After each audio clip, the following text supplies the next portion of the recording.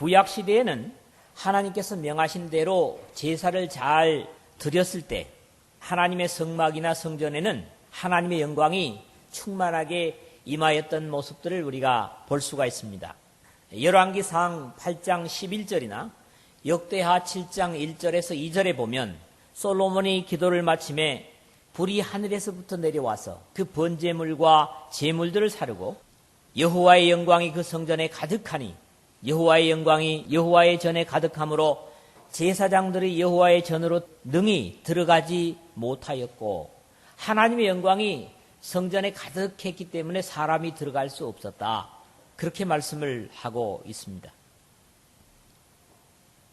뿐만 아니라 이 성막이나 성전에는 아무나 접근할 수가 없었고 오직 하나님께서 지명하신 레위 가문의 제사장들만이 하나님께서 요구하시는 성결 예식을 치르고서야 그 성전에 가까이 갈 수가 있었습니다. 그러나 이런 모든 것은 장차 나타날 그림자에 불과한 것으로 그리스도의 오시기까지 있었던 임시적인 법이었다고 증거하고 있습니다. 그런즉 율법은 무엇이냐? 범법함으로 더하여진 것이라 천사들을 통하여 한 중보자의 손으로 베푸신 것인데 약속하신 자손이 오시기까지 있을 것이라 갈라디아서 3장 19절에 그렇게 말씀을 합니다.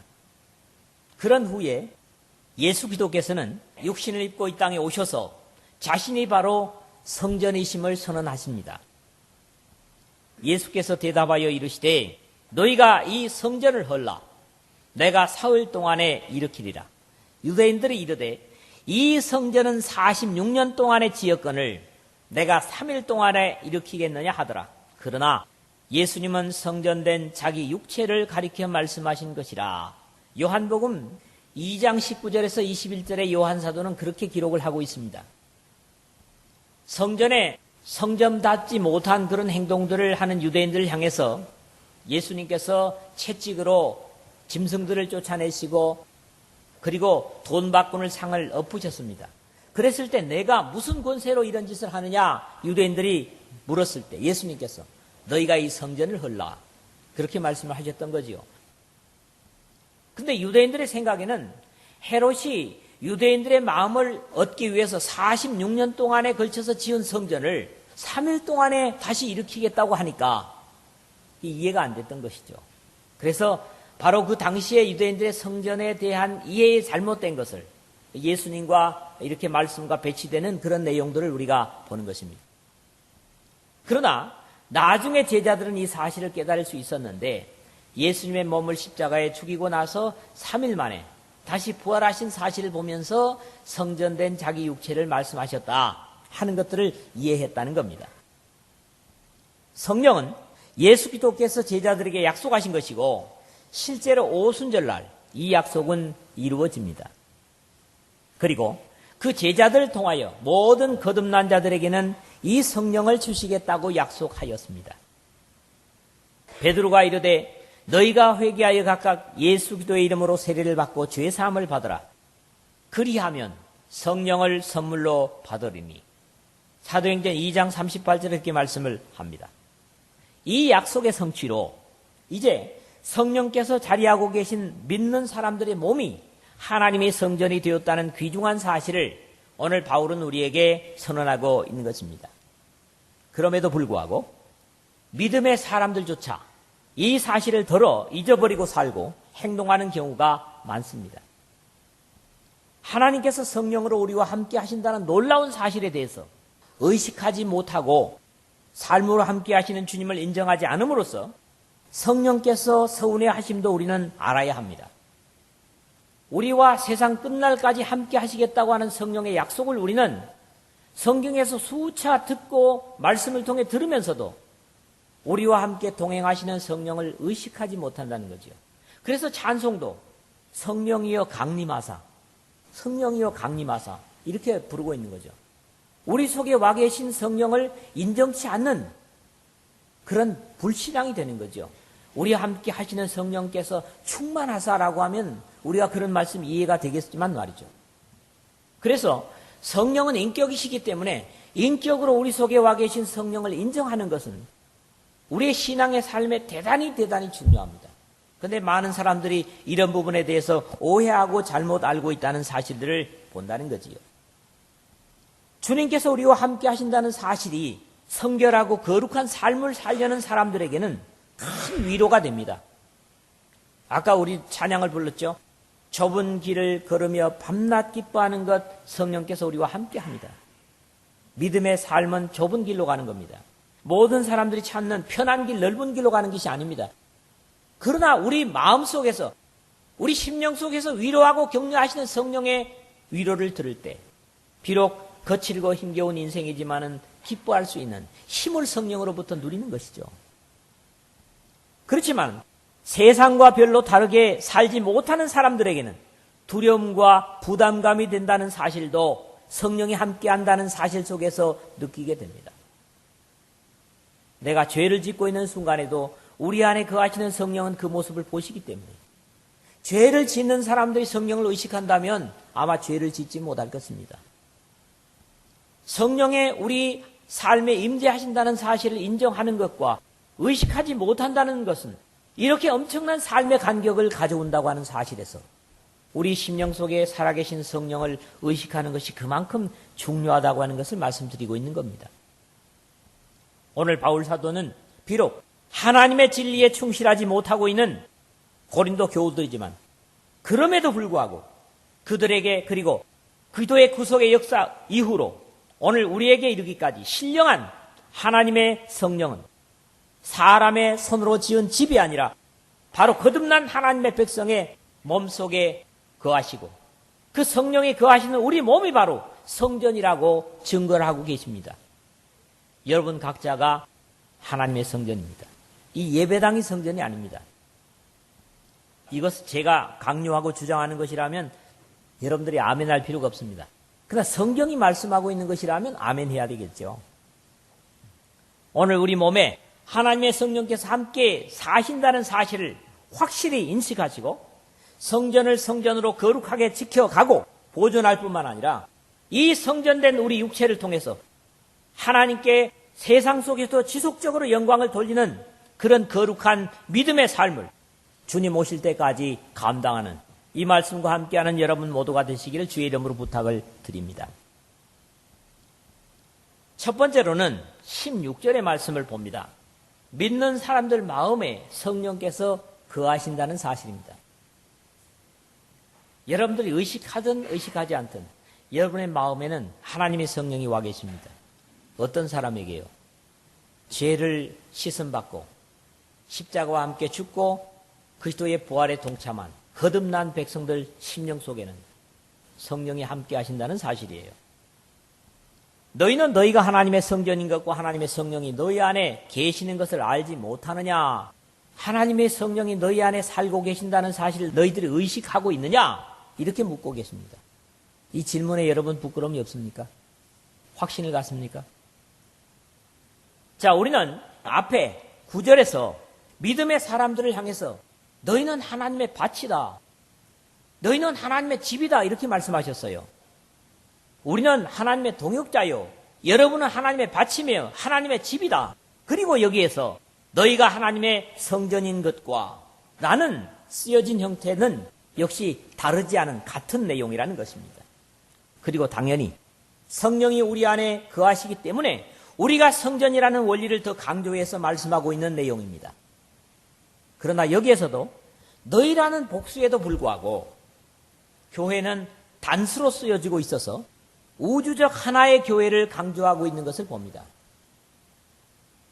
이 우주 안에는 하나의 교회만이 존재합니다. 하나님께서 허락하신 하나의 교회.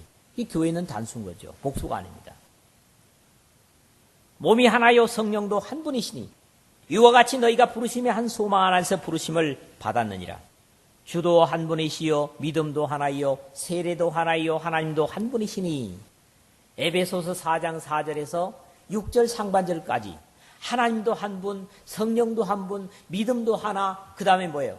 교회도 하나라는 거죠. 우리 믿는 사람들 마음에 성령께서 거하신다고 하는 사실을 대개 한 5가지 정도로 제가 생각을 했으면 합니다. 첫 번째로는 성령의 임재에 대한 약속을 주셨다는 겁니다. 구약에서도 이런 약속을 이미 주셨어요. 또 내 신을 너희 속에 두어 너희로 내 율례를 행하게 하리니 너희가 내 규례를 지켜 행할지라. 에스겔서 36장 27절입니다. 이렇게 하나님의 영을 우리에게 주시겠다고 구약 예언서에서부터 이미 말씀을 하고 계십니다. 주님께서 직접 저는 진리의 영이라 세상은 능히 저를 받지 못하나니 이는 저를 보지도 못하고 알지도 못합니다. 그러나 너희는 저를 아나니 저는 너희와 함께 거하심이요 또 너희 속에 계시겠습니다. 요한복음 14장 17절에 주님께서 십자가의 구속의 역사를 이루시기 전에 제자들과 함께서 이렇게 약속을 확인해 주고 계십니다. 그리고 다시 로마서 8장에서 육의 사람, 영의 사람을 말씀하다가 9절에서 만일 너희 속에 하나님의 영이 거하시면 너희가 육신에 있지 아니하고 영에 있나니 누구든지 그리스도의 영이 없으면 그리스도의 사람이 아니라. 여러분, 아무리 내가 그리스도인이라고 큰 소리 칠지라도 하나님의 영이 여러분 안에 거하시지 아니하시면 여러분은 그리스도인이 아닙니다. 성경이 증언하고 있는 사실입니다. 그 다음에 이제 14절에서 16절에 다시 이 말씀을 하십니다. 무릇 하나님의 영으로 인도함을 받는 사람은 곧 하나님의 아들이라. 너희는 다시 무서워하는 종의 영을 받지 아니하고 양자의 영을 받았으므로 우리가 아빠 아버지라고 부르시느니라. 그렇게 15절에 말씀하고 나서 16절에 성령이 친히 우리의 영과 더불어 우리가 하나님의 자녀인 것을 증언하시나니 라고 우리 거듭난 사람이라면 육신의 사람이 아니라 성령의 사람이라고 증거를 하고 있습니다. 그렇습니다. 하나님은 이미 율법 때에서부터 우리 하나님의 백성들에게 하나님의 성령을 보내시겠다고 약속했고 그 다음에 예수님께서 오셔서 그 사실을 확인하셨고 그리고 뒤에 보게 되겠습니다만 제자들로 통해서도 이 사실은 세상 끝날까지 지속적으로 약속되고 있는 것을 보게 됩니다. 그렇기 때문에 두 번째로 우리가 생각하는 것은 하나님의 성령이 계시는 우리의 이 몸은 한 군데 이렇게 고정되어 있는 집이 아니라 움직이는 성전이라는 겁니다. 움직이는 성전이에요. 그래서 우리는 고정적으로 여기서만 하나님께 영광을 돌리는 것이 아니라 우리의 움직임 자체가 하나님께 영광이 되는 겁니다. 너희 몸은 너희가 하나님께로부터 받은 바 너희 가운데 계신 성령의 전인 줄을 알지 못하느냐. 너희는 너희 자신의 것이 아니라 값으로 산 것이 되었으니 그런즉 너희 몸으로 하나님께 영광을 돌리라. 같은 고린도전서 6장 19절 20절입니다. 너희 몸이 하나님의 성전이니까 너희 몸이 움직이는 가운데 하나님께 영광을 돌리라는 거지요. 값으로 샀다는 거예요. 여러분은 하나님께서 자신의 독생자의 피를 값으로 지불하고 사신 그런 거룩한 존재들인 겁니다. 그렇기 때문에 우리가 하나님의 독생자의 값을 지불한 대가답게 거듭난 우리들이 하나님의 거룩한 영광을 세상 속에서 나타내야 된다. 이런 당부를 하고 있는 것이죠. 그러면서 다시 고린도후서 6장 16절에 바울은 이런 말씀을 합니다. 하나님의 성전과 우상이 어찌 일치가 되리요. 우리는 살아계신 하나님의 성전이라. 이와 같이 하나님께서 이르시되 내가 그들 가운데 거하며 두루 행하여 나는 그들의 하나님이 되고 그들은 나의 백성이 되리라 하셨느니라 그랬다고요. 거듭난 하나님의 백성들은 하나님의 성령이 와 계십니다. 그런데 여기다가 세상의 죄악의 영, 더러운 영을 함께 모실 수 있느냐? 이런 얘기입니다. 그리고 우리 가운데는 하나님께서 두루 다니신다는 거예요. 그럼으로써 우리는 그의 백성이 되고 하나님의 보호를 확신할 수 있다고 하는 그런 거룩한 말씀인 거죠. 더 이상 이제 한 곳에 정체되어 있는 건물로서의 성전이 아니라 하나님의 영이 거하시는 여러분 각자가 세상의 움직임이 하나님의 영광을 마치 봄날의 꽃향기처럼 날리는 그런 성전들이 되다는 겁니다. 세 번째로는 그렇기 때문에 보다 완전한 영광을 드러내는 성전입니다. 이 살아있는 성전이 말이죠. 성전을 위해 제사는 예수 그리스도의 십자가로 완성됐습니다. 율법의 수많은 제사는 예수님께서 이미 한 번으로 완성하셨습니다.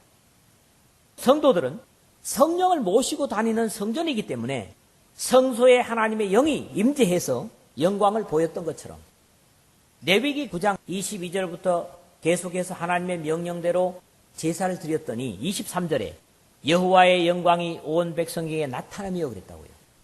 그 성소에 하나님의 영광이 충만해 있었습니다. 구름처럼 말이죠. 하나님의 영광이 성도를 통해서 나타나야 합니다. 그렇지 못하면 성전됨을 부정하는 것이 될 수도 있습니다. 우리가 하나님의 성전이라면 말이죠. 성전에는 반드시 하나님의 영광이 풍성하게 와 계시기 때문이라는 겁니다. 비로소 이런 의식을 가질 때 우리는 하나님 앞에 사한 제사를 드릴 수 있게 됩니다. 그러므로 형제들아, 내가 하나님의 모든 자비하심으로 너희를 권하노니 너희 몸을 하나님이 기뻐하시는 거룩한 산 제물로 드리라. 이는 너희가 드릴 영적 예배니라. 너희는 이 세대를 본받지 말고 오직 마음을 새롭게 함으로 변화를 받아 하나님의 선하시고 기뻐하시고 온전하신 뜻이 무엇인지 분별하도록 하라. 로마서 12장 1절 2절이죠. 하나님의 성령을 모시고 세상에 사는, 세상을 다니는 여러분들의 삶을 통해서 하나님 앞에 영광을 드리는 겁니다. 너희 착한 행실로 하늘에 계신 내 아버지께 영광을 돌리게 하라고 하는 산상복음의 말씀과도 일치가 되는 말씀이죠. 그렇습니다.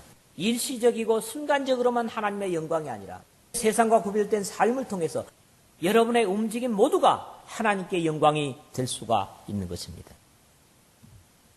네 번째로는 그럼에도 불구하고 아직도 우리의 성전은 완성되어져 가는 성전입니다. 에베소서 2장 21절 22절에 이렇게 말씀합니다. 그의 안에서 건물마다 서로 연결하여 주 안에서 성전이 되어 가고, 여러분 각자가 서로 연결되어 가면서 성전이 되어 간다는 거예요. 그 다음에 22절, 너희도 성령 안에서 하나님의 거하실 처소가 되기 위하여 예수님 안에서 지어져 가느니라. 지어져 간다는 거예요. 그래서 우리는 주님 오실 때까지 계속 완성되어져 가는, 어떻게? 하늘의 모형에 합당한 성전으로 완성되어 가는 그런 성전이라고 하는 것입니다. 그리고 베드로 사도는 베드로전서 2장 5절에 그걸 말씀하죠. 너희도 산 돌같이 신령한 집으로 세워지고 예수 그리스도로 말미암아 하나님이 기쁘게 받으실 신령한 제사를 드릴 거룩한 제사장이 될지니라 그랬습니다. 역시 우리는 신령한 집으로 계속 지속적으로 세워져 가는 겁니다. 이것을 우리는 신앙적으로 뭐라고 얘기합니까? 성화라고 하는 말을 합니다. 성령이 와 계신 우리의 성전은 아직도 세상적인 풍속과 그런 습관의 어떤 부분들이 남아있을 수 있습니다. 그러나 이것은 지속해서 주님 오실 때까지 우리는 우리 안에 거하시는 성령에 합당하도록 변화되어 가는 것입니다. 그래서 지어져 간다고 하는 말을 하는 것이죠. 다섯 번째로는 그렇기 때문에 16절의 결론 같은 말씀인데, 하나님의 성전에 대한 바른 이해가 중요합니다. 이러한 성경의 가르침에도 불구하고 오늘날 많은 사람들은 성전을 하나님의 백성들이 모이는 건물에 대한 명칭으로 사용하고 이 건물을 짓는 것 자체를 성전 건축이라고 그렇게 표현하는 것을 보면 하나님의 성전에 대한 바른 이해가 신앙의 삶을 결정짓는 중요한 것임을 이해하게 됩니다. 사람은 성전을 지을 수 없습니다. 물론 거룩한 예식을 행하고 하나님 백성들이 모이는 집이니까 성전이라고 할 수 있겠죠. 그러나 성경이 엄밀하게 말씀하는 성전은 이 건물이 아니라 여러분 각자라고 하는 사실들을 여러분들이 오늘도 확인할 수 있었으면 합니다. 사람은 성전을 지을 수 없습니다. 하나님만이 우리 심령 속의 성전을 건축하시는 것입니다. 하나님을 성전 안에만 가두어 두는 한정된 이해는 신앙의 삶을 이중화시킵니다. 이원화시키고 있어서 대단히 위험한 발상이 됩니다. 세상에서야 어떻게 살든 자신들이 하나님을 만나는 성전에서만 성별하고 거룩하면 되고, 세상에서는 어쩔 수 없이 세상의 방법을 버릴 수 없다는 이른바 이중적인 삶은 바로 잘못된 성전 이해에서 출발하는 것입니다. 예수님 당시에 유대인 종교 지도자들도 바로 이런 것 때문에 문제가 됐던 거지요. 최초로 하나님의 거룩한 성전을 지었던 솔로몬조차도 누가 능히 하나님을 위하여 성전을 건축하리요? 하늘과 하늘들의 하늘이라도 주님을 용납하지 못하겠거든 내가 누구이기에 어찌 능히 그를 위하여 성전을 건축하리요? 그 앞에 분향하려 할 따름이니이다. 역대하 2장 6절에 그렇게 말씀합니다. 분명히 성전을 지어놨지만은 이것은 성전이라고 할 수가 없습니다. 다만 하나님 앞에 분향하기 위해서 지은 집입니다. 이렇게 고백을 하는 겁니다. 이제 더 이상 건물이 성전이 아니라 하나님의 성령을 모시고 사는 거듭난 백성들이 하나님의 성령의 전입니다. 여러분 각자가 하나님의 성령의 전입니다. 성전입니다. 이 말씀을 확신하시고 믿으시기를 주의 이름으로 부탁을 드립니다. 두 번째 17절은 두 군데로 나눠서 말씀을 생각하겠는데, 첫째는 상반절에 우리는 각자 하나님의 성전을 더럽히면 안 됩니다. 16절을 전제를 하고 있는 것입니다. 그렇기 때문에 우리는 성전을 더럽힌다고 하는 것이 예배당을 지저분하게 하는 것이라든가 청소를 하지 않는 것으로 생각하기 쉬운데 그게 아닙니다. 이 말씀은 분명 하나님의 성령을 모시고 사는 우리가 우리 안에 거하시는 성령을 욕되게 하는 삶을 경계하고 있음을 깨달아야 합니다. 구약에서는 하나님의 성막을 더럽히면 하나님께서 그 사람을 죽이시겠다고 하는 말씀을 읽게 됩니다. 너희는 이와 같이 이스라엘 자손이 그들의 부정에서 떠나게 하여 그들 가운데에 있는 내 성막을 그들이 더럽히고 그들이 부정한 중에 죽지 않도록 할지니라. 레위기 15장 31절입니다. 사람이 부정하고도 자신을 정결하게 하지 아니하면 여호와의 성소를 더럽힘이니 그러므로 회중 가운데서 끊어질 것이니라. 그는 정결하게 하는 물로 뿌림을 받지 아니하였은즉 부정하리라. 민수기서 19장 20절입니다. 그렇습니다. 임시적으로 있었던 성전도 더럽게 하고 부정하게 만든다고 하면 그 사람을 하나님께서 멸하시겠다. 그런 두려운 말씀을 주셨습니다. 사실 본문에 사용된 단어들을 보면 더 바른 이해를 할 수 있게 됩니다. 여기 오늘 더럽히면 이건 누가 할 수 있는 겁니까? 우리 스스로가 하는 겁니다. 그 다음에 멸하시리라는 누가 하는 거예요? 하나님이 하시는 겁니다. 그런데 아십시오. 이 더럽히면이라는 말과 멸하시리라는 말이 똑같은 단어로 쓰여졌다는 사실입니다. 이 말은 후데이로라는 말입니다. 그래서 파괴하다, 멸망시키다 또는 썩히다, 썩게 만든다는 거죠. 그래서 에베소서 4장 22절에 푸데이로가 어떻게 쓰이고 있는가 하니까 너희는 유혹의 욕심을 따라 썩어져가는 구습을 따르는 옛사람을 벗어버리라는 거예요. 여기 썩어져 간다는 거예요. 바로 푸데이로입니다. 그 다음에 상하게 되다, 타락하다, 해롭게 하다, 더럽게 하다 그런 의미를 가집니다. 그러니까 이것이 각각 인간에게 하나님에게 적용될 때 번역이 다른 거지요. 요한계시록 19장 2절에 보니까 음행으로 땅을 더럽게 한 큰 음녀를 심판하사 자기 종들의 피를 그 음녀의 손에 갚으셨도다 이렇게 기록하죠. 땅을 더럽게 했다. 여기도 역시 푸데이로예요. 여러분, 우리 성령이 거하시는 우리 몸을, 우리 성전을 더럽히면 하나님께서 그 사람을 더럽게 하시겠다, 버려두시겠다, 멸하시겠다 말씀하십니다. 우리가 두려워해야 될 사실입니다. 하나님의 성전들이 되셨다면 말씀이죠. 하나님께서 멸망받아 마땅한 죄의 몸을 예수 그리스도의 완전한 제사로 거룩한 성전이 되게 하셔서 이제 어둠의 세력인 마귀를 몰아내고 거룩한 성령께서 거하시는 성전을 삼으셨습니다. 우리 죄의 사람이었던 우리 각자를 말씀입니다. 이것은 애당초 사람 자신으로서는 불가능한 것이었는데 하나님께서 은혜로 이루신 일들입니다. 그렇지 않습니까? 그렇다면 이러한 하나님의 사랑의 은혜에 합당하게 성전을 성별되게 보존해야 할 것이 우리들의 은혜 받은 자의 책임입니다. 만약에 성령에 거하시는 전을 다시 속되게 함으로써 백은망덕을 행하는 것은 참으로 은혜에 합당하지 못한 처사입니다. 그런 이유에서 바울 사도는 너희 몸이 기도의 지체인 줄을 알지 못하느냐? 내가 기도의 지체를 가지고 장녀의 지체를 만들겠느냐? 결코 그럴 수 없느니라. 역시 고린도전서 6장 15절에서 그렇게 경계를 주고 계십니다. 처음부터 사람의 힘과 노력으로 우리가 성전이 되었다고 해도 그럴 수 없을 것인데 은혜의 선물로 된 성전을 더럽히는 것은 은혜를 헛되게 하는 것을 넘어서 예수도의 은혜를 욕되게 하는 것이 되기 때문에 하나님께서 그러한 사람을 멸망시키리라고 선언하고 계신 것입니다. 바울 사도는 우리가 하나님과 함께 일하는 자로서 너희를 권하노니 하나님의 은혜를 헛되이 받지 말라. 고린도전서 같은 6장 1절에 그렇게 권면하고 있는 것입니다. 우리 모두 이러한 사랑을 누리는 자들로서 하나님의 은혜를 헛되게 함으로써 주님께 멸망받는 한 사람도 없이 영원에서도 거룩한 성전으로 지속적으로 주님 앞에 영광을 드리는 여러분 모두가 되시기를 주의 이름으로 축복합니다. 그 다음에 마지막 부분, 바로 17절 하반절입니다. 하나님의 성전은 거룩하니 너희도 그러하니라. 이 말씀 어찌 보면 하나님이 거룩하니까 너희도 거룩한 존재들이다. 그렇게 우리를 향해서 도전을 주십니다. 하나님이 그렇게 선언하시면 비록 내가 부족할지라도 그런 의식을 가지고 살아야 된다는 거지요. 출애굽한 이스라엘 백성들에게 하나님께서 당부를 하셨습니다. 나는 여호와 너희의 하나님이니라. 내가 거룩하니 너희도 몸을 구별하여 거룩하게 하고 땅에 기는 길짐승으로 말미암아 스스로 더럽히지 말라. 나는 너희의 하나님이 되려고 너희를 애굽 땅에서 인도하여 낸 여호와라. 내가 거룩하니 너희도 거룩할지어다. 레위기서 11장 44절 45절에 그렇게 당부를 하셨습니다.